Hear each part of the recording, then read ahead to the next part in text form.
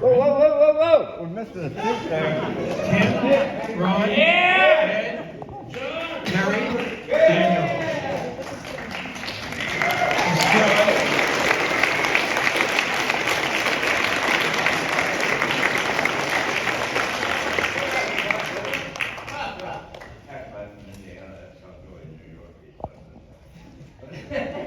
That's a Dugan, the grandfather. Hey!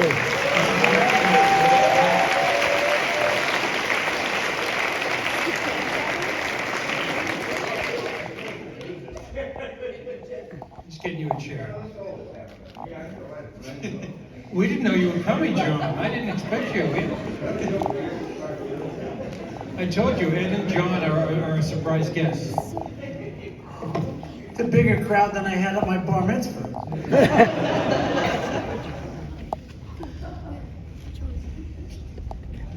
Jim, I wanted to start by asking you, you worked with Tobe on 3 films, his first 3 films? Eggshells, then this, and then Meeting Alive. Could you talk about what it was like working with him, writing scripts? Tobe and I really worked collaboratively more on the story than the actual writing process. But it was on Eggshells. It was an evolution. That was where I first met Tobe, actually on the set of Eggshells, and we just became friends, started talking, and I started writing little bits and pieces for it, and then was incorporated somehow into the cast against my better judgment. I haven't seen Eggshells, but I describe it as an experimental psychedelic film that I don't know how well it did, but did you think of Chainsaw as being an alternative to that? Very much so. I think, Eggshells, I think, played in maybe 1 or 2 theaters.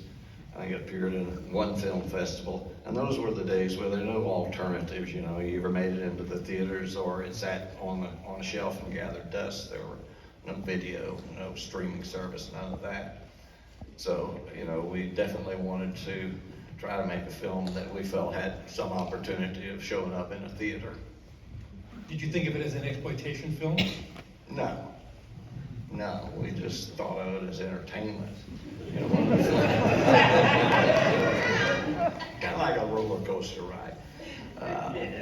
Straw Dogs came out earlier in that year, and we'd seen it, and we left the theaters feeling utterly enervated, by the power and intensity of it, and we really wanted to achieve that kind of intensity. We wanted to leave people leaving the film feeling utterly enervated. Was the film storyboarded? No.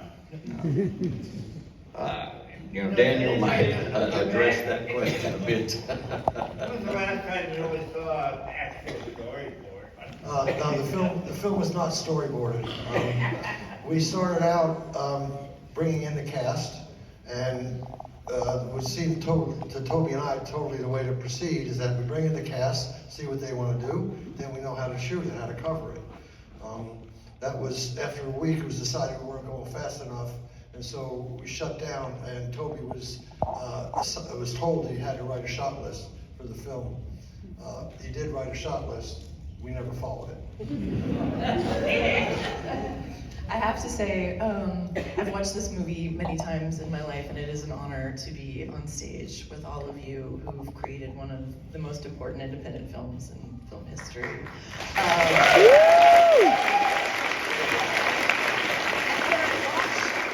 And when I watch this film, despite the fact that it's 50 years old, I feel like this is the kind of film that people watch and then go, I'm gonna go make a film. Like the energy behind it, and you can see it, and the feelings, and so just congratulations. And this segues into my question, which is, I like to think that films have lives. In your lives, as you experience them and it grows, and as the audience watches them throughout their lives. What is it like for all of you to sort of celebrate this 50th anniversary mark of this film and this achievement, and what it's become to yourselves and so many other people? Well, for my part, I could say it's utter shock. Given the way it began, the exactly sterling. And, to discover that it's traveled the course and the path that it has is pretty remarkable. I would have to agree with that. I mean, it was a really modest scale film, and You can't talk, he's on TV, you smoke. And I just like to say, Ron Bozman over here was our production manager, right? And he was totally, we were all the same, but Ron was all like, come on, and he never got mad. He rarely smiled, but he just kept us on track. And then he went on to win an Oscar for producing Silence of the Lambs.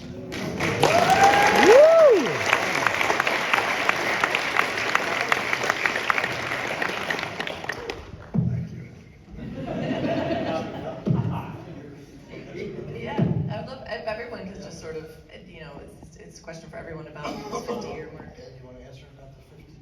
What? I gotta get back to the home. No, it's fun, but Texas Chainsaw is not my favorite sci-fi horror film. That's Showgirls, a director's cut.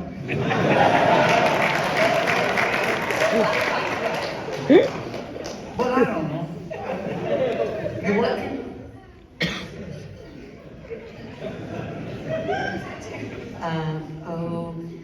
I would have to say that it came as quite a shock to me because, you know, I spent 35 years not even, you know, if you were in a crowd and I was there, you would not know that I was in the Texas Chainsaw Massacre. It just wasn't something I talked about, you know. I wasn't really pleased with my performance. I thought, you know, I wanted to beat myself up for 35 years. So to be able to come into this, how fortunate we are. You know, people said, oh, why don't you, have you seen your death scenes, Teri? No. And they said, on YouTube? And I said, oh, what's YouTube? And they said, Teri, you know you're on Wikipedia, right? And I'm like, what's Wikipedia? So it took a while for it to kind of, you know, and then I came to Monster Mania, my first convention with Bill. We appeared at the same time 35 years later, and people would walk up and they'd go, oh, I always wondered what happened to Pam. And I'm like, you did? Really? So you always thought about Pam?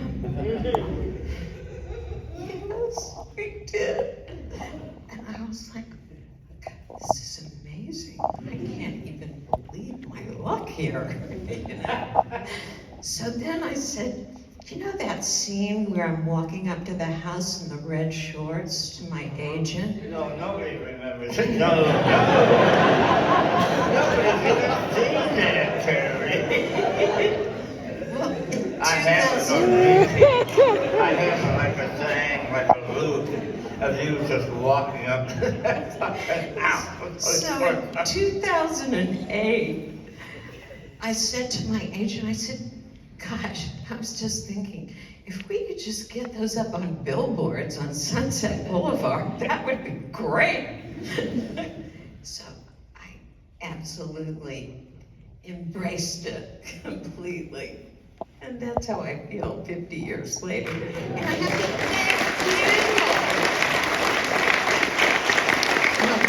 thank Daniel for making me famous, okay? That's the way it is. Seriously, I want you to look around and I want you to look at this hall. It's full of people. You know how many films can do that after 50 years? You can name them on one friggin' hand. You don't know what you people mean to us. You've taken us all over the world. You've given us joy. You've given us love. Money! Money's easy. Well, that's what my sister said. So, I know from all of us, thank you.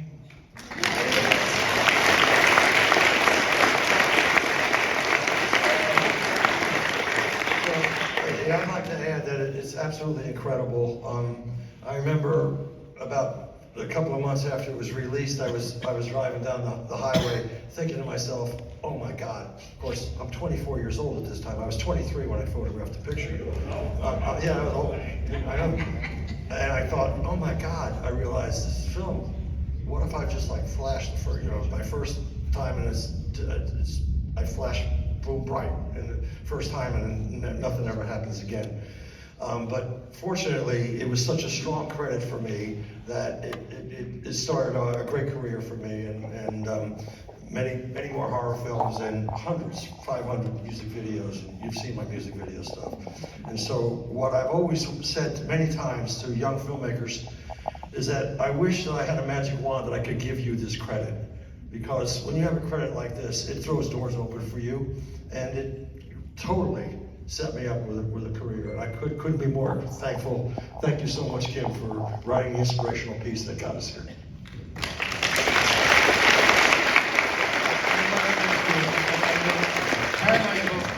Two people that are seldom spoken about. I've watched you guys do this a lot through the years, are Sally Richardson and Wayne Bell.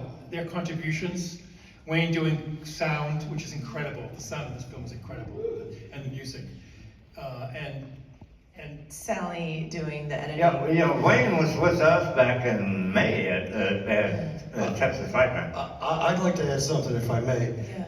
When Teri was so kind as to say that I made her famous, she's referring to the shot that y'all know, the swing shot, right? Yeah, never seen it. But the reason I want to bring it up and mention it to you is that we've been informed that it was 51 years ago today, August 8th, that we shot that shot.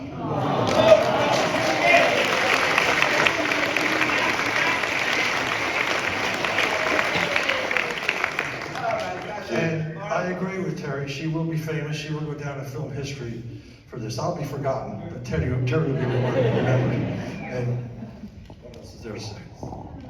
To answer your question about Wayne Bell, he couldn't be here tonight, unfortunately. The reason he couldn't be is that he is working on putting together a score for Waxworks that's going to be released this fall. So for the first time, we'll have the score from the Texas Chainsaw Massacre.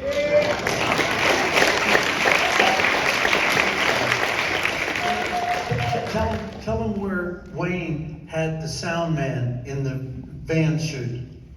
Tell what Wayne had. What? The sound man. Sound guy in the van. In the van.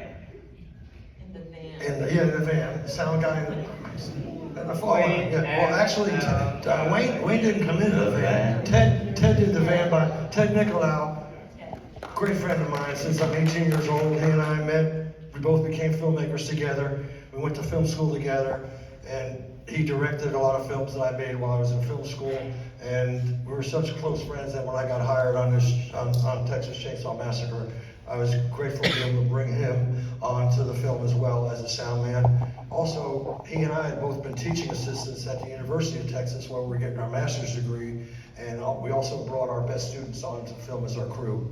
So a whole bunch of us came over. Some of us were Ted and I were only 3 weeks out of film school. Daniel, didn't you have kind of the keys to the equipment room in the film school at UT? I just I'm curious, Dan, that's all.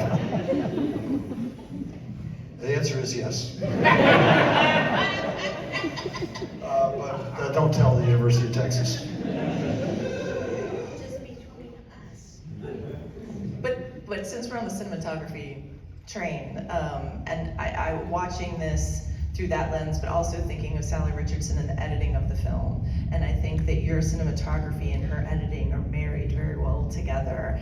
And I'd love to know a little bit about maybe what that relationship was like in post, but also when you're in the shots, you have all these wonderful close-up shots, the shots that are, upwards like this, a little disorienting, and then the way that they're edited, it's like this very controlled chaos that works very well. And so, well, Elegant moving camera, yeah. incredible number of elegantly moving camera shots tracking across the scene, particularly as the victims enter the house. Seems that was almost a thoughtful thing. Well, thank you very much.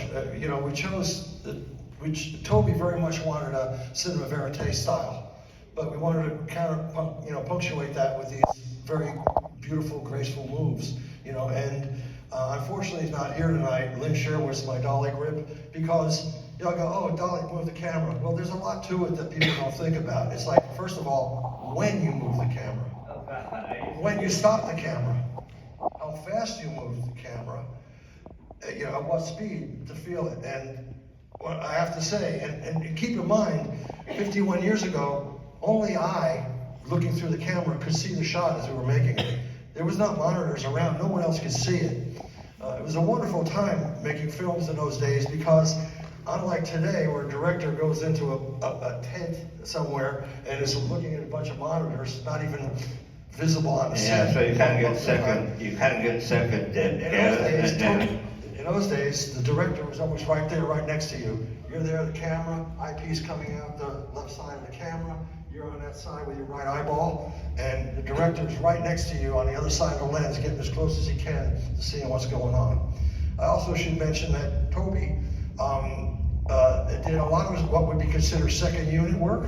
Tobe shot a lot of that stuff himself, so he also deserves quite a big applause himself for his cinematography. Yeah. Basically, what would be considered second unit work.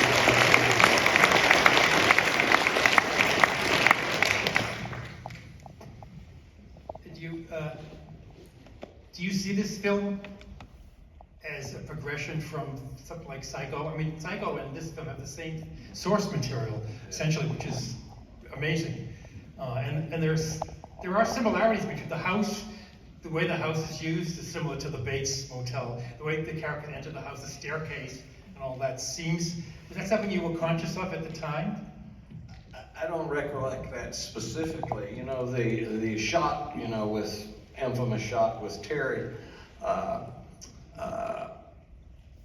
I think I saw replicated in Full Metal Jacket, and you know, Kubrick was a big fan of Chainsaw and Tobe's, and there's a brilliant scene in Full Metal Jacket when the young soldiers are first entering the urban warfare that replicates that shot almost exactly, in the sense of no, I don't want to go there.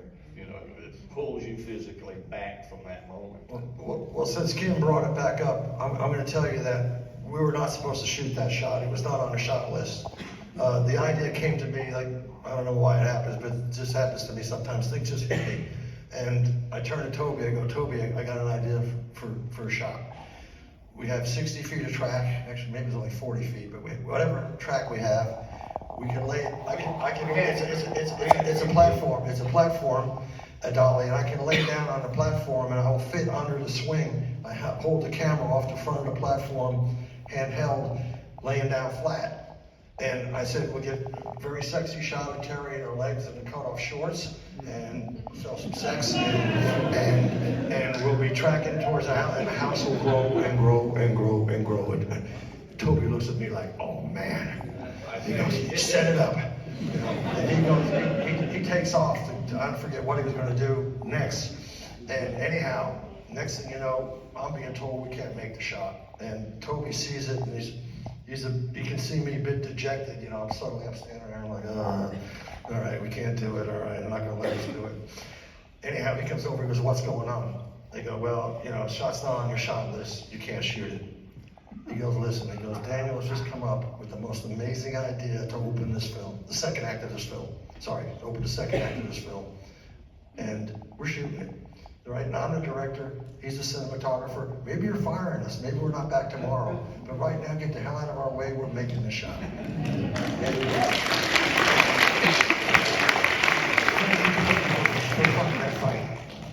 But this little movie has inspired so many wonderful filmmakers. I'm auditioning for a little epic down in Dallas, and I look over and there's Oliver Stone sitting at his desk going, looking at resumes of all the young hopefuls that are trooping through one at a time. No, not no, hell no. And he grabs my resume and he goes, oh shit.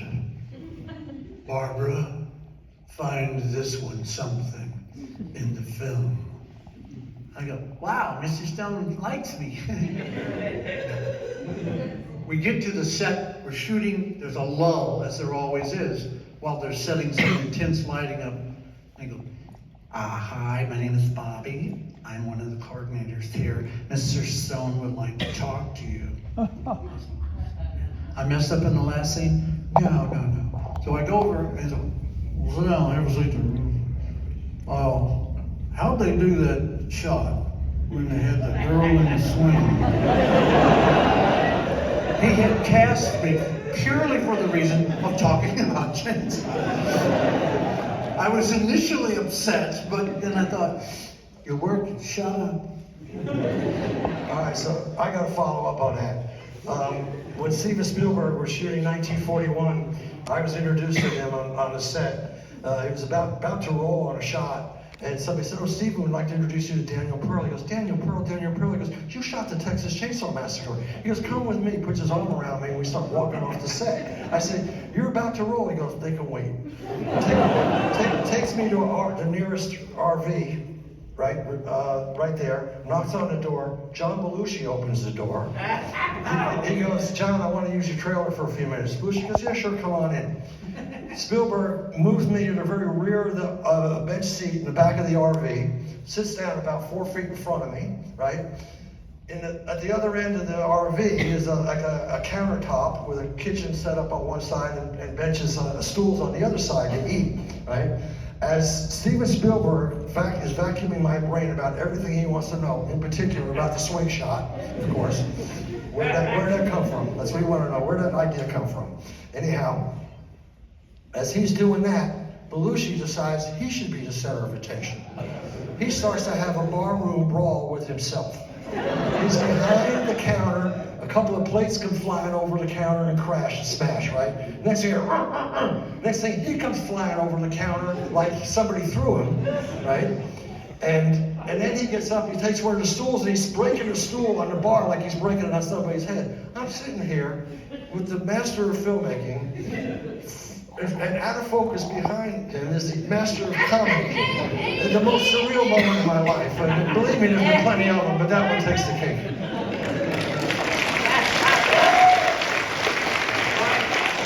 I never heard that story in 51 years.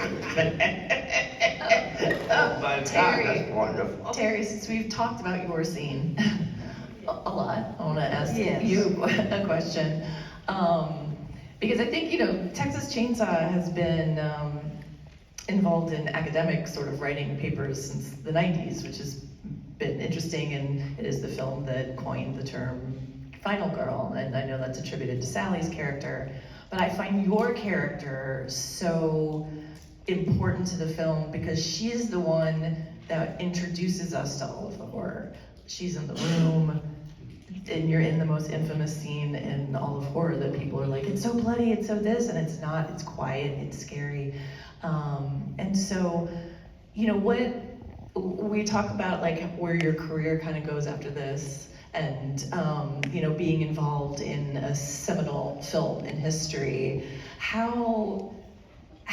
What are your thoughts on all of that? How do you go from there? Well, when we wrapped, I was back to a starving artist and needed to make money. And so I moved to Dallas, and I kind of forgot about the film because I just had to make money, And so a year later, I had told a bartender in the bar that I was working, and I had been doing some stage in Dallas too, and he said, Teri, didn't you say that you made a horror movie last year in Austin?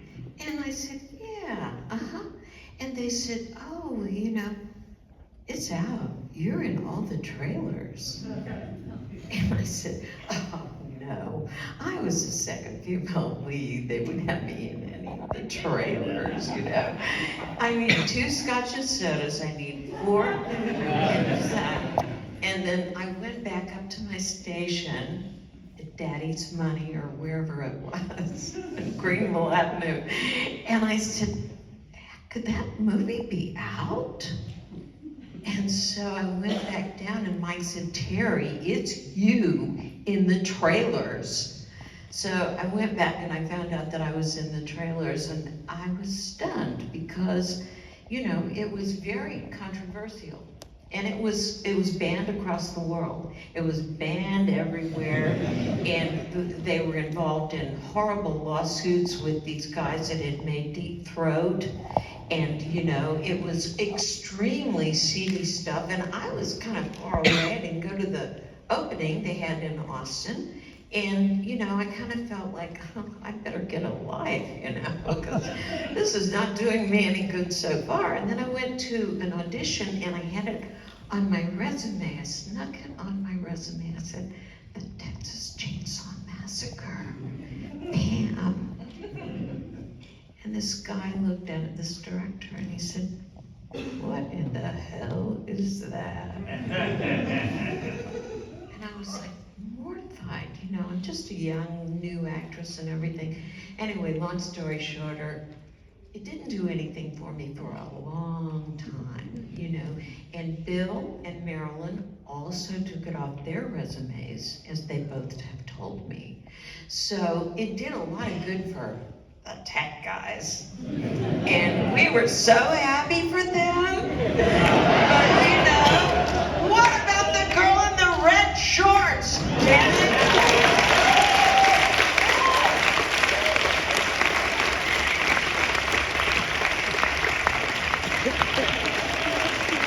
I didn't know what I was going to do with myself after the film came out. I thought, now what? What's the second act?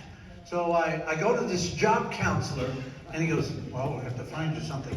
I got this big book here, and it has all the jobs in the world in it. We'll just look something up, and we'll find you something. I go, okay. So he goes, is there anything you're good at? And I thought, yeah, I make silly voices. Silly voices. He opens up the book, silly voices, silly voices, silly, silicone, silly voices. Oh, there's 2 things, show business and politics.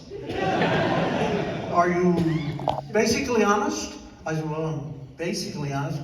Politics is out, show business for you, kid.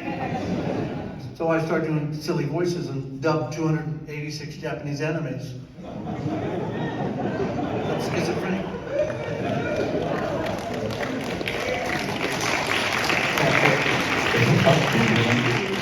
I'd like to say something since it's never made its way down here because of several people who can't stop talking. But no, I've been in the theater. I have to say this. I have been in the theater since 1969. Great year. Wow. And I've never been on a stage in New York City until today. So,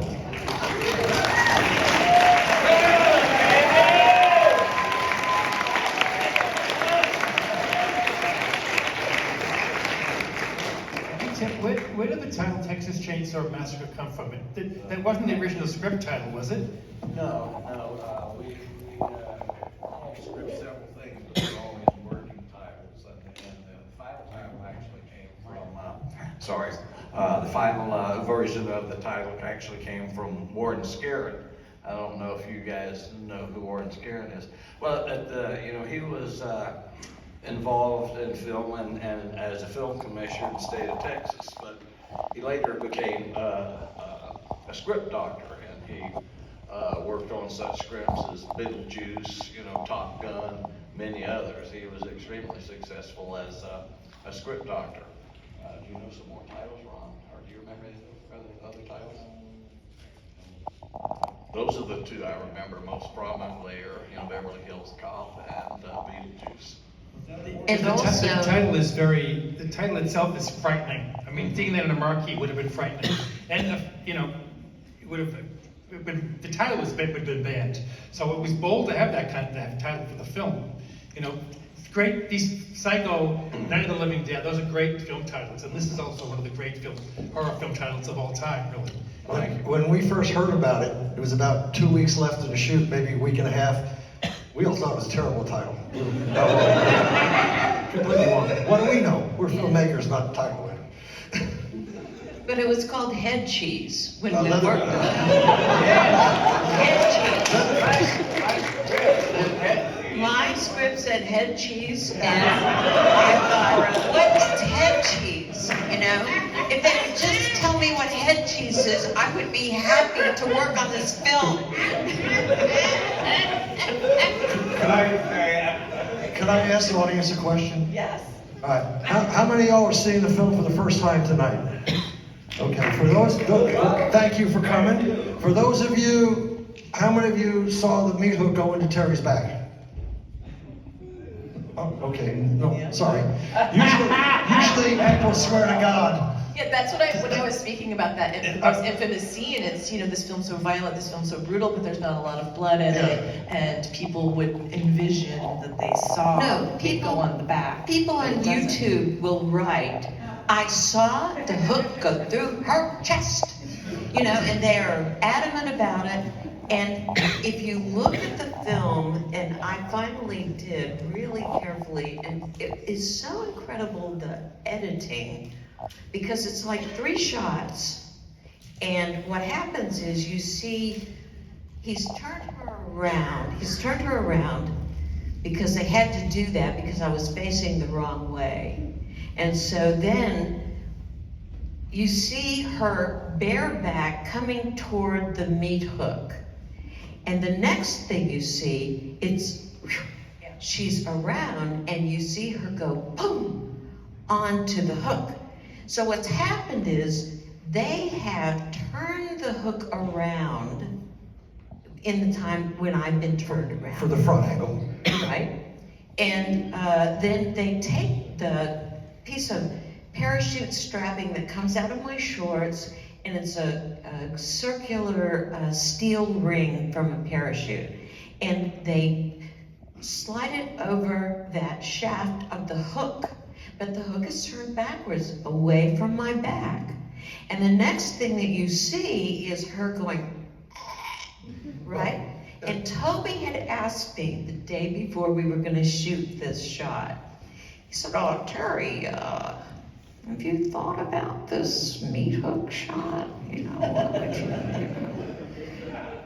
And I said, you know, Tobe, I have. You know, my first time with meat hooks and chainsaws, you know.